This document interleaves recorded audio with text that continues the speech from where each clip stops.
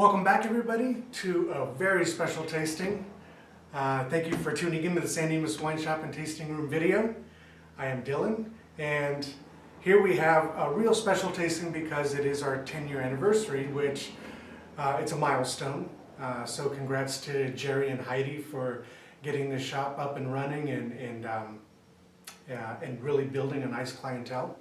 Ron and Melissa have inherited a good business that they inherited about 2 years ago, and we've just kept the ball rolling the way Heidi and Jerry set it up. So, without further ado, Kristen, let's go through these wines so we can talk a little bit about what we have going on, and then we'll talk about some special dates coming up towards the end.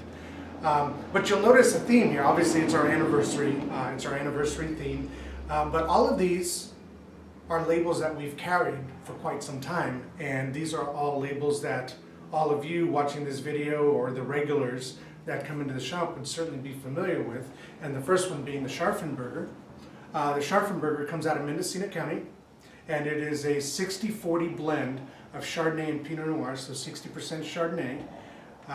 It goes through a process called method champenois, which is what all champagnes are required to go through that come from the Champagne region, which just means that that secondary fermentation takes place inside of the bottle, which is how you get the bubbles. And it's a more expensive way and a more time-consuming way of making a sparkling wine because each individual bottle is processed, or each bottle is processed individually. So, the Scharfenberger, big, rich, creamy, it sits on the lees. It's called sur lie, which means those little yeast cells fall to the bottom of the bottle, and they sit there actually at the top because they're upside down. But they sit there for 2 years, and it creates this real kind of like bread-like quality with a creamy texture. And we've been big fans of Scharfenberger almost since day one. Then we go over to De Bruno.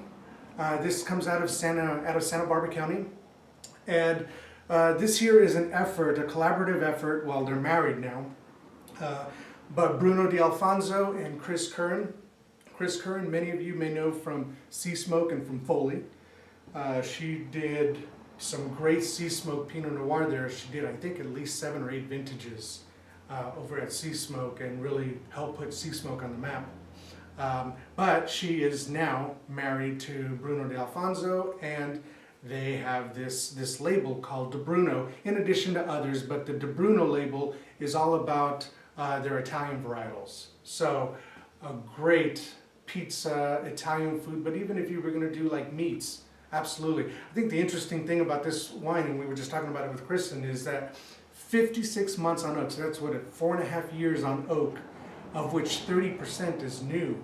So it's a 2008, and that's the current release. And, it's not as big and robust as I would have thought for something sitting on oak for 4.5 years, but it certainly has got layers and layers of complexity.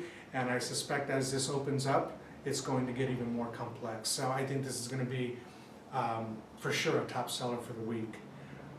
Then we go over to Lapis Luna. Once again, they do a lot of Lodi wines. This here is their North Coast effort. This here is their Merlot, and 100% Merlot, all stainless steel, big fruit. Interestingly enough, no oak, not even neutral oak. And it comes out of the Merlot itself. It's North Coast, and it comes out of Green Valley, which is about 6 miles inland of Napa Valley. So, just really, really a nice wine, and it's pretty and it's elegant, and and it's a real good value, which is what Lapis Luna is known for. Then we go over to the Henry's Drive. This is their 2012 Pathway Syrah, and big rhubarb flavors, but I think the oak regime, is something that's really interesting.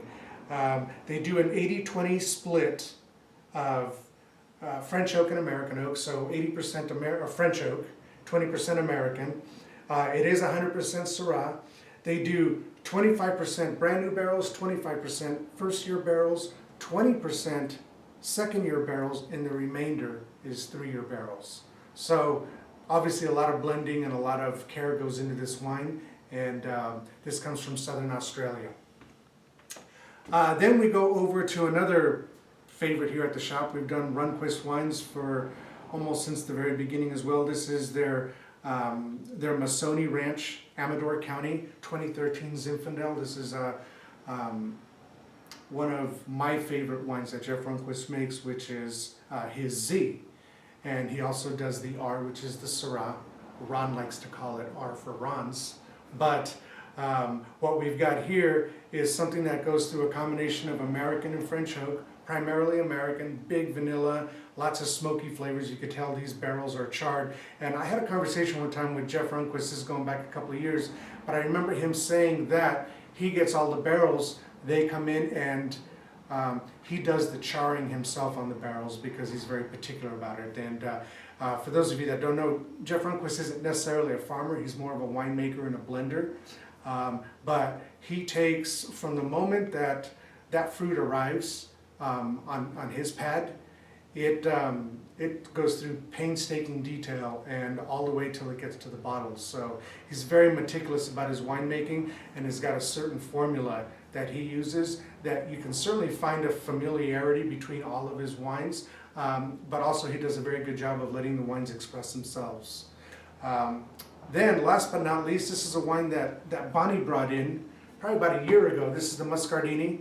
Michael Muscardini makes this wine. He does, what he's known for is doing all these single vineyard varietals. This is his 100% Cabernet Sauvignon. This comes out of the B Wise vineyard. And B Wise is in Sonoma. And let's see, what can I share with you? All of these wines, all of them, once again, I consider these kind of the same in that there's a similarity in flavor, but also an expression of the individual vineyard and the fruit. But a lot of his wines have got this kind of cinnamony, clovey, baked spices finish.